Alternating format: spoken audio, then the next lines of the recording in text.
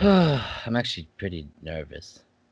I Wow. think I think I think more maybe just anxious because I haven't talked to you in a while, and then it's hard like just opening up, especially to family because I barely. Well, actually, I'll talk about this on the podcast. Okay, everybody, welcome back to my show, Phvnny Talks. I have my second guest is my. I'm gonna call her my cousin Sarah. Sarah, Hi. you can say hi, everybody. Before we begin, is there can you explain, actually to me too and the audience, what you actually do?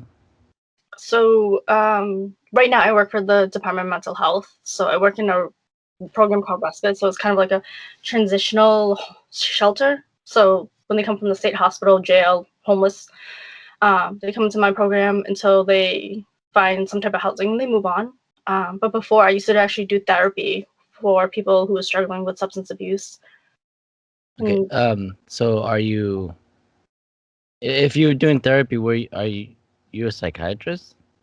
no, so there's some confusion of like how it all goes because there's three parts. There's the psych doctor who actually prescribes medication, and you usually meet with them like twice a month for 15 minutes just to say, "How's your meds? How are you doing? Do we need Okay. anything? Move on." And Yeah. then there's a therapist and a counselor. Therapist usually works in connection with the psych doctor. So they do the diagnosis and they say, I think you should be on this med. Let's talk to the psych doctor and The go from there. therapist is this. They do Okay. the diagnosis and they kind of update the psych doctor with what like is going on, what they think is recommended. Okay. And then there's like the counselors, which is what I did, was like the counseling slash therapy. Kind of just sit with people to see how their day is. Primarily because of substance abuse, I would just work with like how their use was or lack of use was, triggers, Yeah. urges, how to get to recovery or how to maintain recovery. Yeah. My previous episodes, I talked about. Um. Okay. I think I have an issue with trying to self-diagnose, and I feel like that stems from like not being um I don't know how to ask for help, and I think I can do things on my own. And I was talking about how I think I have substance abuse, and how I guess how would someone know if they actually have substance abuse or not? Because I feel like I have with alcohol and weed, but I think maybe it's just me like enjoying it too much, but I don't know if it's actual like substance abuse or not. Yeah. Well, so it kind of depends because if you want to be like really textbook about it, if you have more than 3 drinks a week, that's considered abuse. But then it's kind of like on the scale of like how much you drink. Because if you're having a beer at night, Yeah. that's not really affecting your everyday life. If you're pounding down drinks and if you notice like your tolerance is getting higher, so if you're just drinking a couple of beers and then you go from beers to like mixed drinks and then mixed drinks to like just straight hard liquor and you're getting drunk every night, then that's where it's kind of like, okay, there's a problem there. Right. Um, So yeah, and that's what I tried to figure out too. Because when I was in the military, um, I kind of like realized later on that I joined the military because it was the easiest way to run away from home. Plus, I mhm, get to travel the world and get paid. So like that was my excuse of joining the military, sort of. But once I got in, I was um like, I guess the word binge drinking at least 3 times a week, to the point where I knew I was going to black out. And yeah, like you said, I was drinking like uh, a few beers and a couple shots just within the first 2 hours because I knew if I got to a stage, I would black out and forget what happened. And that was happening, at least twice a week on the weekends and stuff. So yeah. yeah, I think another major indication too is just like if you're blacking out every single time, that's kind of another part to it too. Because yeah, when you're first drinking, you don't know your tolerance, you don't know how much you can or can't drink. So that's it's not expected, but it's not uncommon. But if you're like to the point where you're intentionally doing it, that's when you kind of want to be like, all right, why am I intentionally doing it? Yeah. And if you're drinking alone, that's always a big thing. Or It was. hide.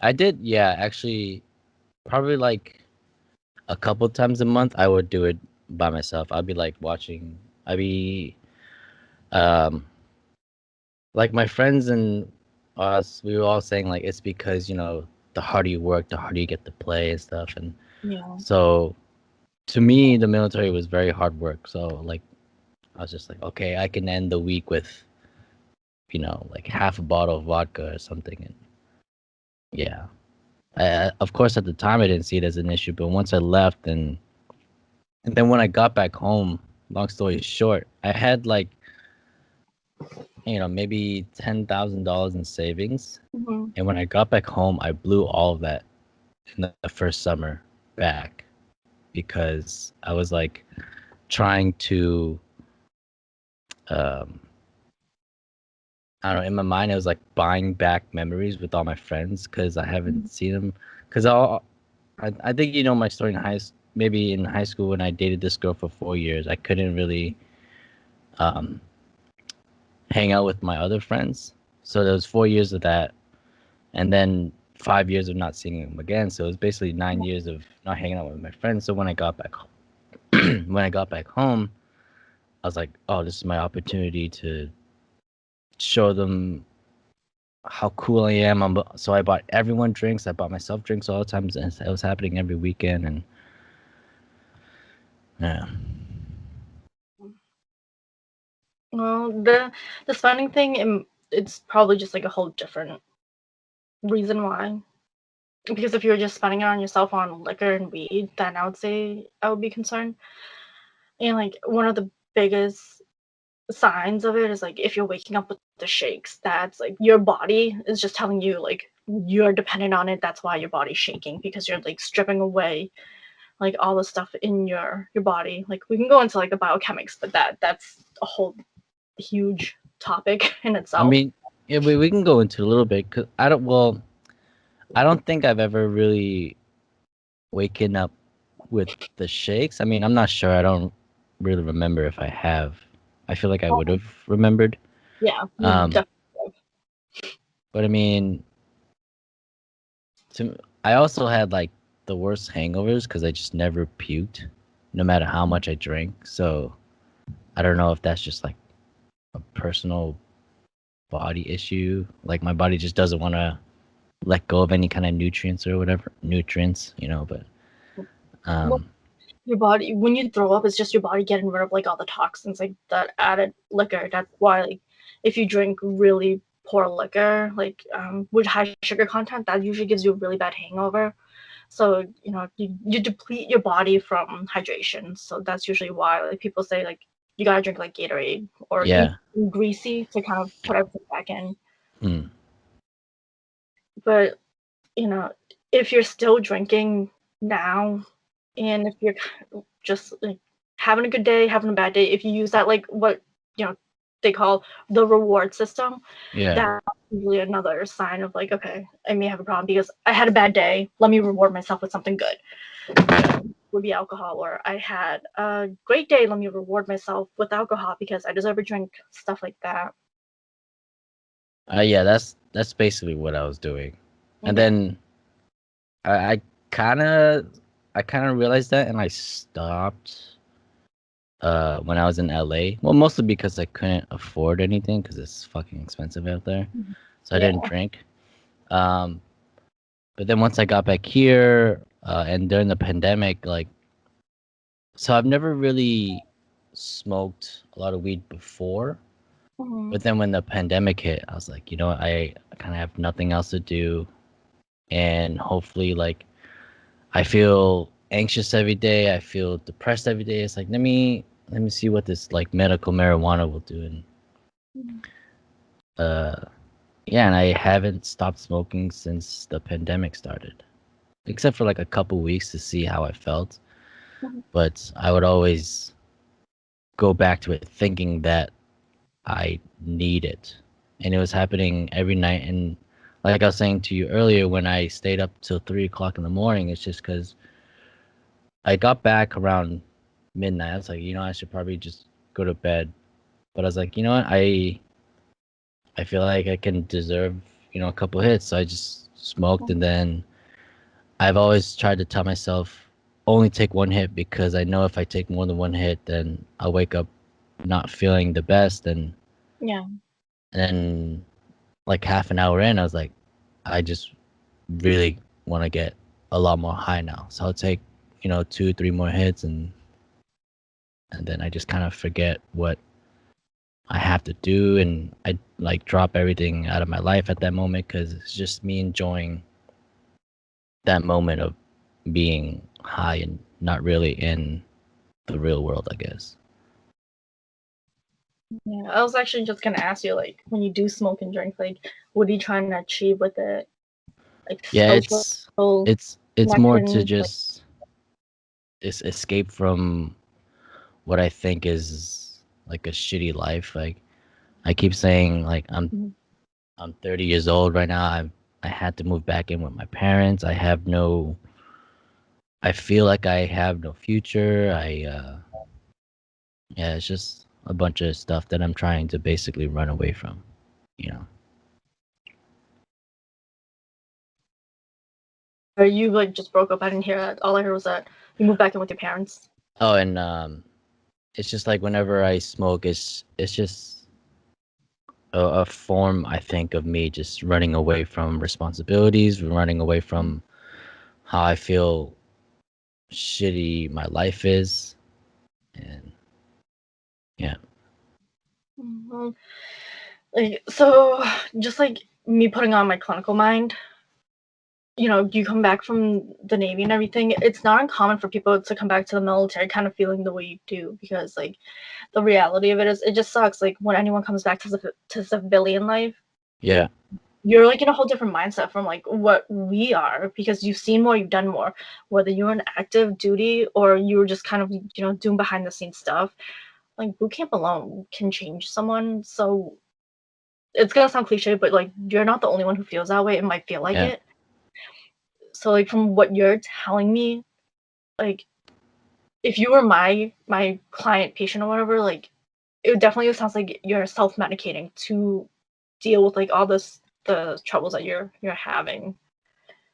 It doesn't really sound like you have much of like, doesn't mean it will progress or, anything, but as of now, it doesn't really sound like you have a major problem, but like you are recognizing that it's something you don't want to do yeah, and you want to change. So it's kind of like, where do you want to start? And like what we talked about before is like reaching out to the VA to see if they can connect you with a therapist, or like putting your name on the wait list of like all those places I mentioned before. yeah. Or I somewhere. contacted them to try to get a PCP here first, and then I'll work on getting a therapist from that. Okay, good. But yeah, what you saying before, how like when leaving, yeah, a lot of people don't understand, like when you come back from the military, it's literally, well, I don't know why I'm saying it like that, but it's a different world, and especially when what I realize, a lot of people that join the military are like, most people kind of were like me. They didn't really have a choice. They didn't want to go to school. They Yeah. were, grow up in like poor neighborhoods, and this was a chance to like possibly make some money to get their family out or to run away. And Hmm. we're all a bunch of misfits. And then when you get out and you're trying at, I think I got out at 23, and when I got out at 23, I still didn't know how to do my taxes. I didn't know how to get a job. I still didn't want to go to college. So it was like really hard adjusting back to regular society. And I still, I mean, I kind of adjusted like when I moved to LA. I kind of figured all that out on my own. But yeah, figuring things out on your own was pretty hard, because in the military, you basically have your hand held the whole time, Yeah. like no matter what. And when you go back out here and not feeling like I have the support from my parents, it's just I don't, no one's here to help me, and so I kind of got into a rut like ever since. Mhm. Yeah. Well, it is hard because like if you don't know, you don't know where to start, and you don't know who to ask. Yeah. But, like that's why I'm here. You know, and Yeah, that's and why like I always reach out to like family because like even if I don't talk to you for like 5 years, because we have family members in Cali, we have family members all over the U.S. and like yeah. even if I don't talk to you, like if you need me, just reach out because I'm always that person, and I think Yeah. that's why like I went into the field that I did because I want to be that person to be able to be like, all right, well, I can talk to Sarah. She's not going to judge me. I can literally tell her the worst of my worst and the best Yeah. of my. She's just gonna be like, all right, that's great. And Or I love that. It's just like it's like I was saying, it's hard to reach out to, especially family when it's even when I was younger and we were all hanging out. Like it was a lot of fun. We were all young and hanging out, but we never really knew about problems until like later. So, and then by the time I realized, basically when I was in high school, I was kind of on my own at that point. Like I felt like my mom was too busy just trying to keep a roof over our heads, and I took that for granted. And my dad kind of wasn't like mentally there for us. And then because of that, like I had my last podcast, I was talking to my brother and how I felt like I was never there for him physically, but he told me I was there for him like mentally. Because there's one thing I always say to him is like, let me make all the mistakes for you, right? So, and I think he sees that, and I'm glad he knows that like we're both having issues, and but we're trying our best as a family, like without our parents, like just basically me and my brother. Yeah. Oh, and speaking of him too, like when I told him that you were gonna be my next guest, he was saying how, because he has the same issue as me, like he doesn't know like when help is coming or like how to ask for it. Um, and he was telling me a story how when he was younger and he was walking home from school, you were always there, like trying to offer him a ride home. And he was yeah, saying like she was always just offer a ride home and call me whenever. And but I think him also growing up, sort of having to be independent, that he pushed you away too, and it's just something we don't know how to receive.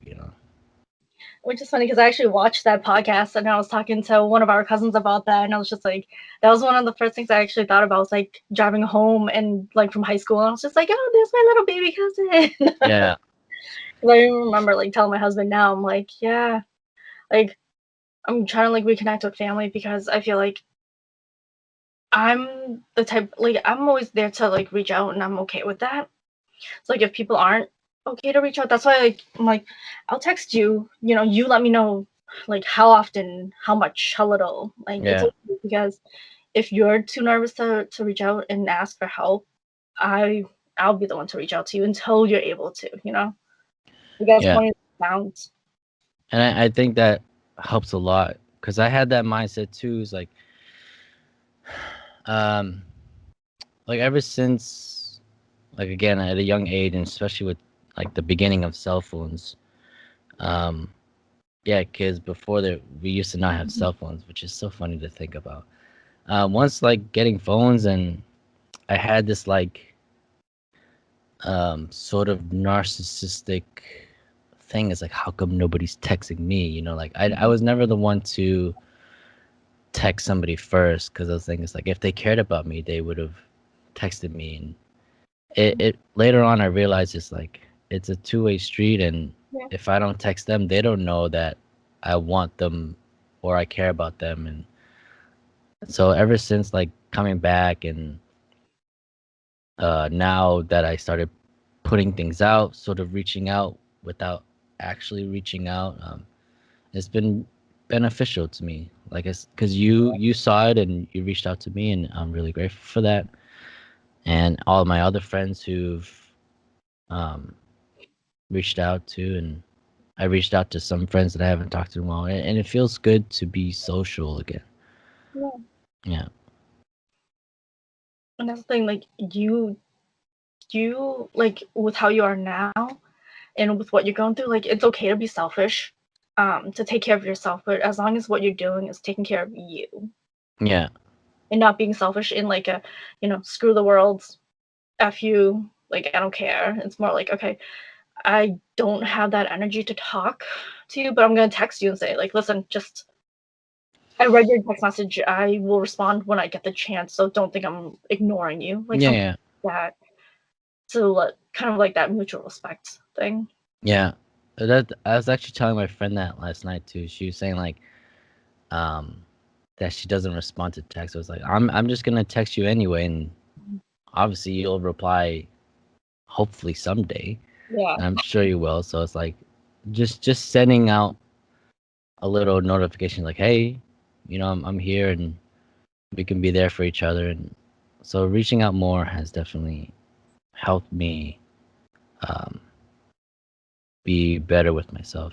And like you said, like ever since I started smoking, I mean, I guess the one best thing that I got out of it, it kind of like whenever I did smoke, and it would help me like uh, Mhm.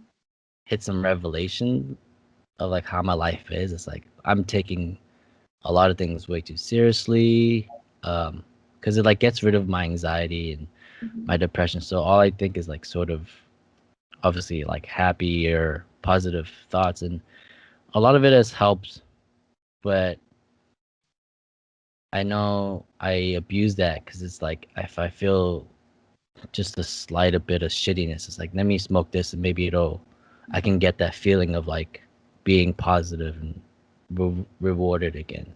Yeah. So I don't know if I'm like doing too much, but I guess I can find out from some doctors or something. Yeah. Because like remember, I'm not talking to you like my patient. I'm talking to you like my family. So for me, I'm coming from more of the emotional standpoint and the personal standpoint.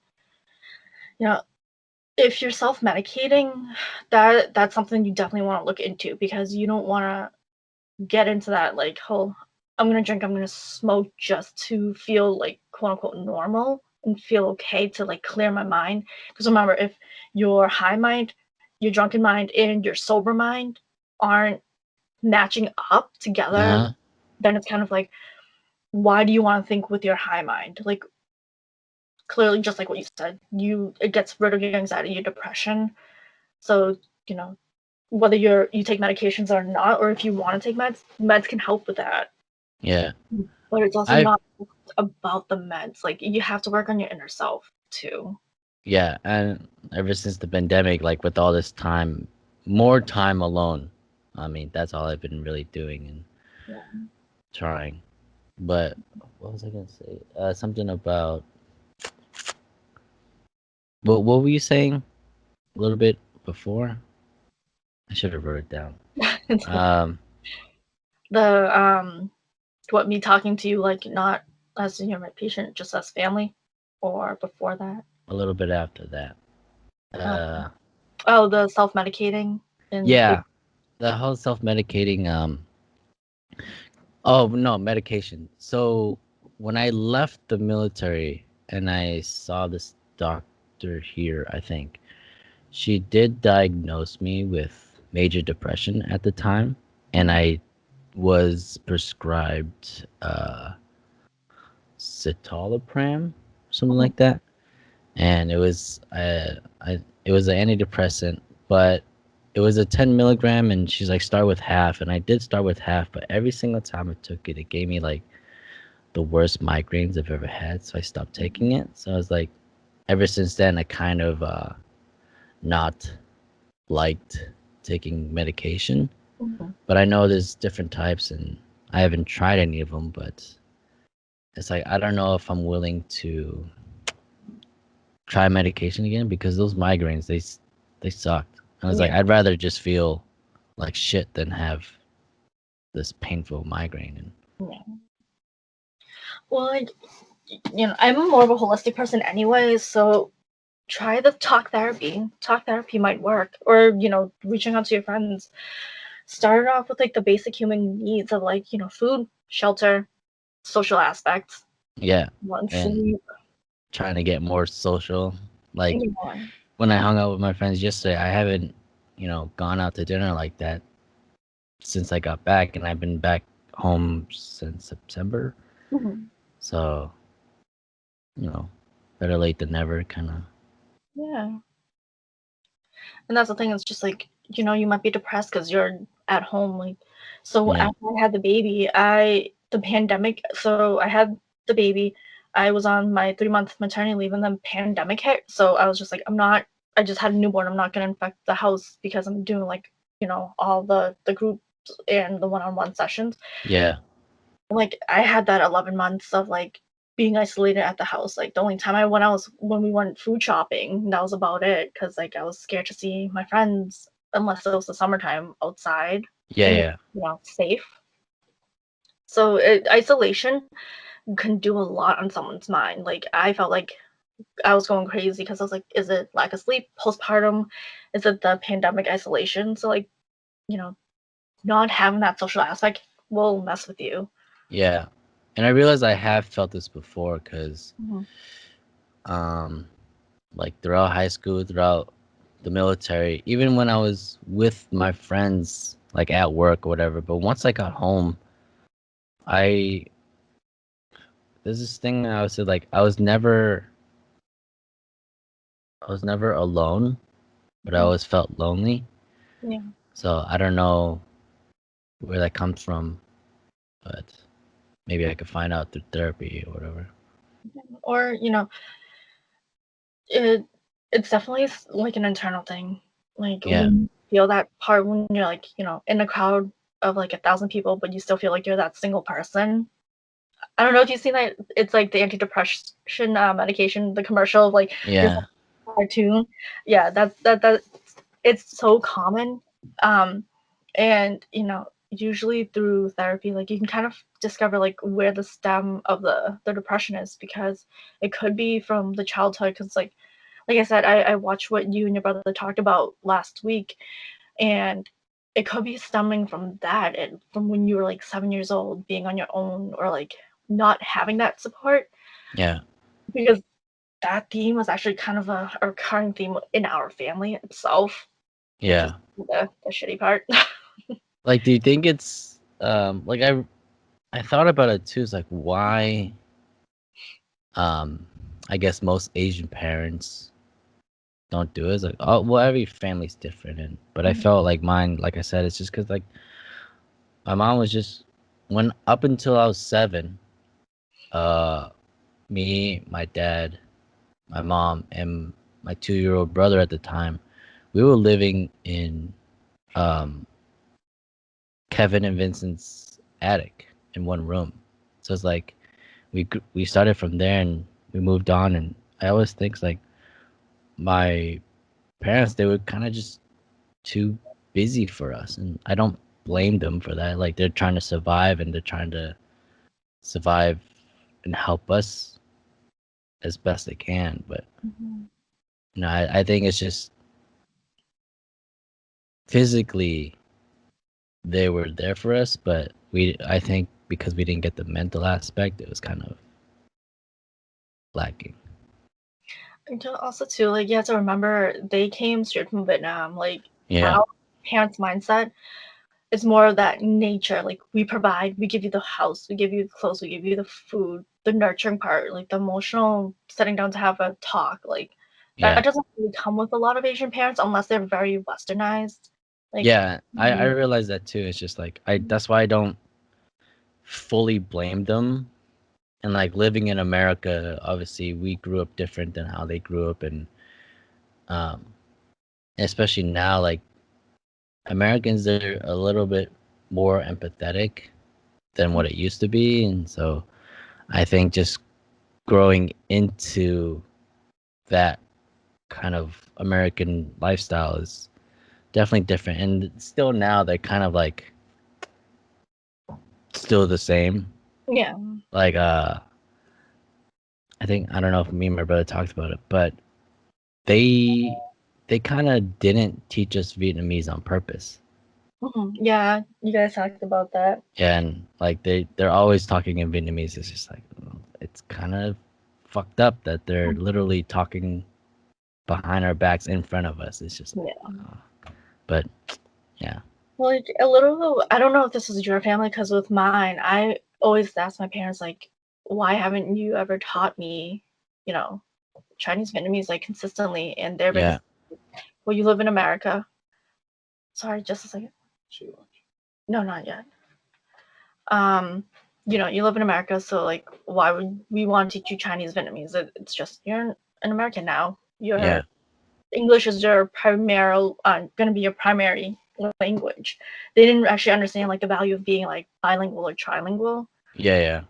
Because like, if you notice, have you ever noticed like you can tell who your mom talks to with what language she speaks? Mm-hmm. Yeah, I can always tell my mom is talking to your mom, or like the other Fu brothers' moms, like because she usually just talks Chinese to them. Yeah.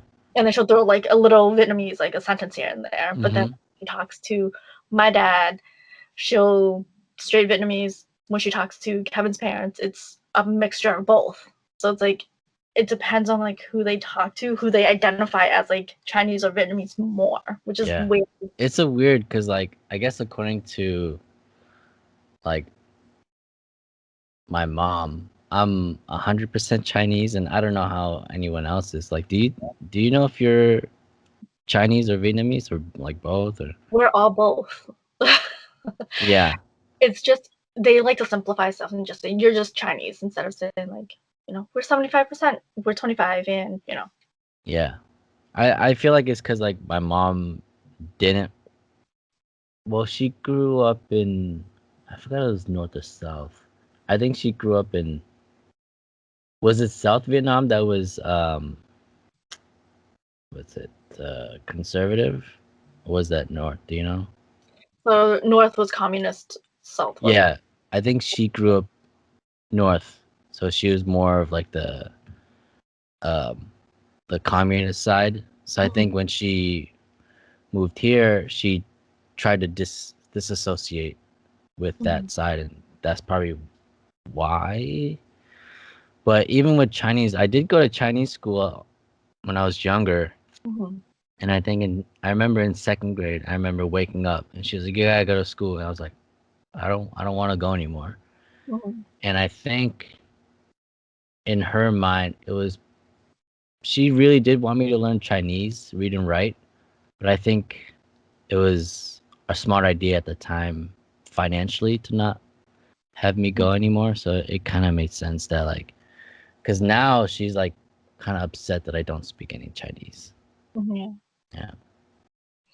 That's kind of where I'm at too, because like, with the baby, I'm trying to teach her Chinese, Vietnamese, and English. So like, I know elementary Chinese bit, so it's kind of like, all right, sit down, eat, drink, have your rice. Yeah, like the normal household kind of.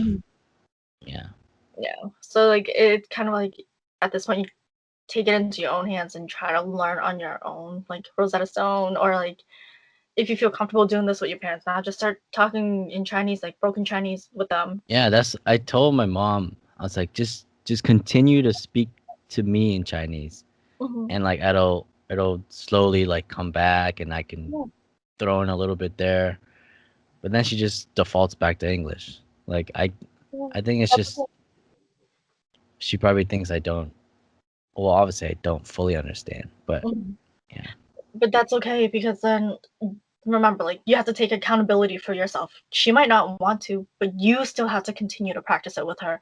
And then she's like, oh no, that's the wrong word. Like, say it this way. Because I ask my mom consistently, how do you say this? How do you say that? I'll forget it the next day, but I'll ask again. Yeah, I try to do that too, like, especially like with different foods, because I keep asking her for certain foods and stuff. But my brother, he actually, at the Malden Library, if you still have like your card there, you get this free like language learning thing.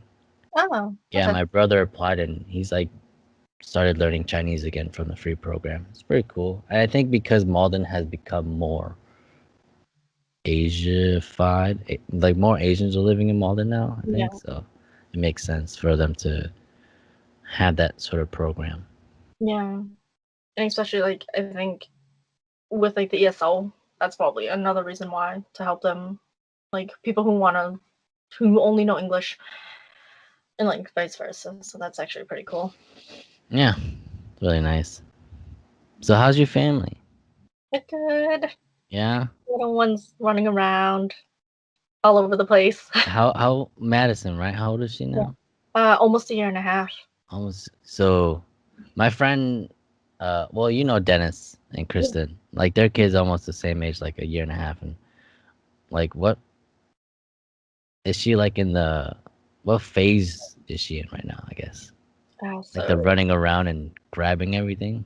yeah, she's actually good. She doesn't grab a lot of stuff, like, because I think I taught her young, so like you can touch but don't pull out, because like certain things like in the kitchen, she'll Yeah. want to move all the cabinets, so she'll Uh like huh. look, and I'm just like I'll stand and you know a little bit to like watch what she's doing, and then Yeah. when she ends up pulling like out like bags or like snacks that she shouldn't be having, like I'll just turn to her, I'll give her that look, or Yeah. like The look. yeah, and then she like backs up and she's like, okay, never Yeah. mind. Yeah, and she's starting to talk, so she does a lot of baby babble, which is like the cutest thing ever. Yeah. It's hard to understand. Like whenever I'm at like Dennis's house and trying to listen to Nathaniel, it's like they understand him completely, and I'm guessing you understand her because obviously the repeated words it doesn't sound like English, but like you know what Mhm. she's talking about. Yeah, because like she has language confusion, because Oh, we're because teaching of yeah, yeah. So I started teaching her sign language, just like those simple things of like, because if she's fighting her meal, like I can't tell if she's just being fussy or she's really full. So I hmm learned like she's learned to say like no more when she's full, and when yeah, she's like I've had enough, or like she knows how to sign thank you, please. So like little things like that, or like more. yeah. Yeah, that's what Dennis and Kristen did do too, and I think that should be more normal teaching Yeah. kids sign language because, like you said, sometimes they're eating and you just don't understand, or it's just easier for them to sign because they don't really know how to talk yet, and Mhm. it's really cool, and I kind of hope like that sign language becomes more popular that way. Yeah, and especially because one of my high school friends, like her parents were deaf, so I always saw her signing. So I always like remember like that's pretty important, because if I ever work with someone or if someone in the family deaf, like at least Yeah, have to know the basics, yeah. and so you don't have to like always carry a pen and paper with you, like or I mean, at everything. least now you got your phone, and but Yeah, yeah, I remember in high school when they said you'll never be able to carry a calculator with you. And, well, we're wrong. yeah. But yeah, so it's good because like Um, and she's starting to look so much like Sean. Like, so she's Mhm. the perfect mixture of the both of us right now. So Yeah. she looks straight like him, but now she's like starting to grow into like her Asian side. Grow Oh, into her Asian side. That's funny. yeah, it's like the worst way of saying it, but yeah.